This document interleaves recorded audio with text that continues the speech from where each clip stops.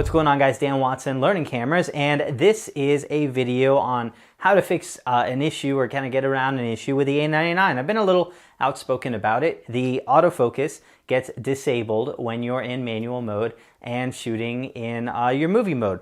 And this is the case with all these translucent mirror A-mount cameras like the A99I, the A77. So this is something that we've seen before. But now what has happened is that the autofocus system in these systems, the cameras are incredible. It's very good. Its tracking ability, it basically can outdo the performance of the operator in most cases. And you don't always enable it, but it's very good for tracking the object when it's coming forward to you. And if you're working without a monitor or anything like that, it can be very helpful.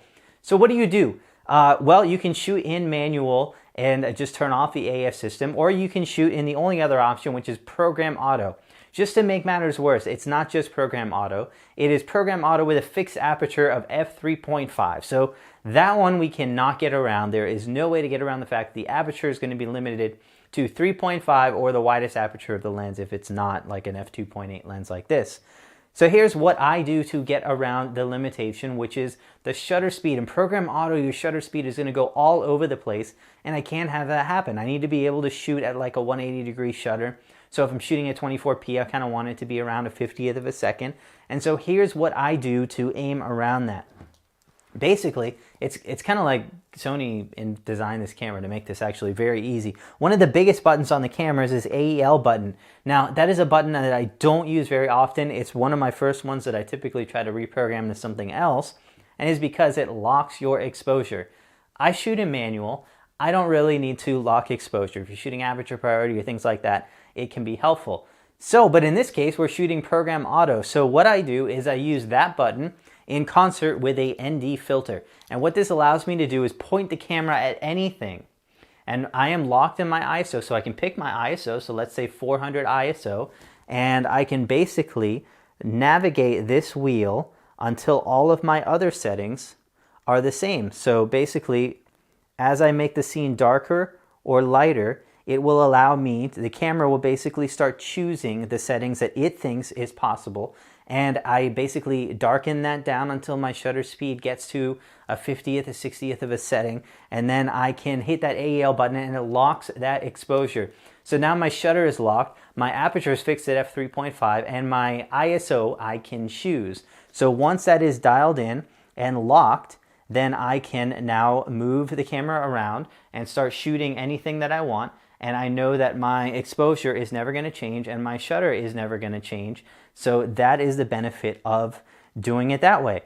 Now, additionally, if I change my ISO, it will kind of readjust that. So basically, if you change your ISO from 800 to 400, my shutter speed doubled when I went up to 800 ISO from 400 and back down.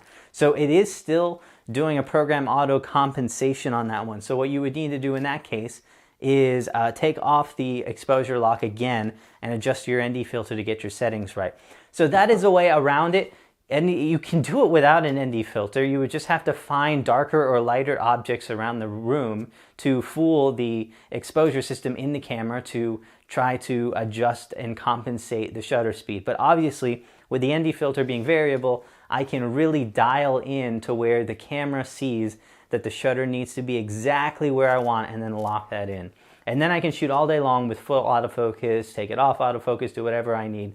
My exposure is going to be locked. So that is the kind of way around it. It's unfortunate. I really wish that Sony had the ability to do this. There was a slight possibility they could fix in firmware, but I don't think so. I'm pretty sure it's a hardware thing.